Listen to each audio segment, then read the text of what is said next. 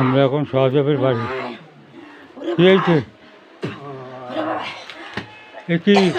ওরা মারি হঠাৎ ফেলেছে, ঠ্যাংটা নেই, সব ভেঙে ফেলেছে। কারা কারা? ওই বাসু, জয়দেব, গুরু, ওই সন্তোষ, হরি, দীপাঙ্কার, আরো মেলা মানুষ। কেন মারলো কেন? ওই লোক দেখলে বিকালে তাই মরিছে। আমরা গেলাম খড়িয়াটি, সেই ফালে আমার ন্যায্যমা এসেছিল আমার বাড়ি, ন্যায্যমা ধরিয়ে মরিছে। ওরে বাবা, আমার দেখো ভাই, আমার মাইরি কাপড় চোপড় ছিঁড়িয়ে দিয়েছে, নতুন কাপড় চোপড়।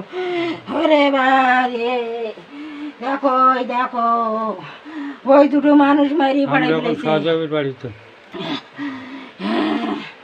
ওই গুরু ডাকাত আর কিনে মারলো তারা? তারা কি নিয়ে মারলো? জমি তোর কিনা লিখিনি নাই। হ্যাঁ,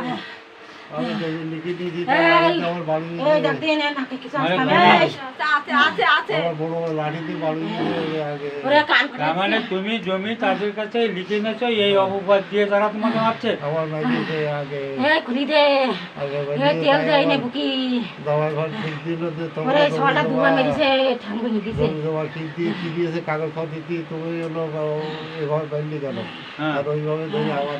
আমার ন্যায্যমাটা হারাই দিছে,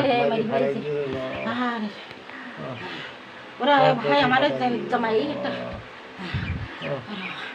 ওই যে পরিষ্কার মধ্যে ছেলেটা বলছে পুলিশ, ওই ছেলেটা কে? আমার ভাই নাইট জামাই কি করে? কিছু করে না, ওই যে বলছে নাকি পুলিশ পরিচয় দিয়েছে নাকি? না হ্যাঁ, না না পুলিশ না, আমার ন্যায্যমাই আমার দাদুর মেরি তাই দেখতি। বলছো যে এসে পুলিশ পরিচয় দিয়েছে। না না না, ওখানে যারা ছিল তারা বলছে মিথ্যে কথা, আমার মিথ্যে কথা সাজাইতিস ওরা, ওরা সাজাইতিস। এর কোন জায়গায় লাগছে? এর কোন জায়গায় লাগছে? এর কোন জায়গায়? ওর পাটা ভেঙে দিছে। হ্যালো, আর তোমার কোন জায়গায়?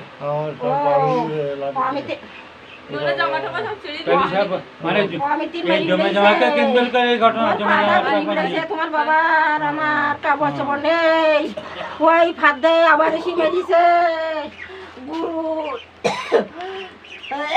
50 সাবান দুটো। আমরা এখন সহজবের বাড়িতে, আর একটা পক্ষ দ্বিতীয় পক্ষ, আমরা দ্বিতীয় পক্ষের বাড়িতে। আমরাও তাদের মুখে জানলাম কি ঘটনা জমাজমি সংক্রান্তে।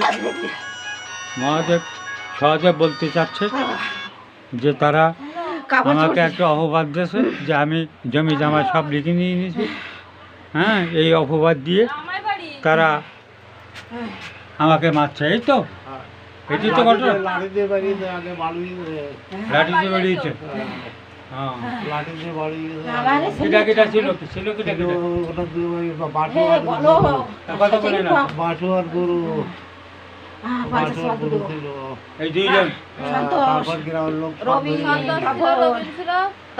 রবি সব আবার মেরিছে, অমিতের আবার মেরিছে, আবার মেরি কদিন তুমি কদিন। তো ঠিক আছে, আমরা শুনলাম, ওদের কাছ থেকে শুনলাম, আপনাদের কাছ থেকে শুনলাম। আমরা প্রকৃত সত্য ঘটনাটা প্রশাসন ফুটিয়ে দেখবে। দুর্গাপুর প্রতিদিন ইউটিউব চ্যানেল পেজ আপনারা আমাদের সাথে থাকুন। ধন্যবাদ।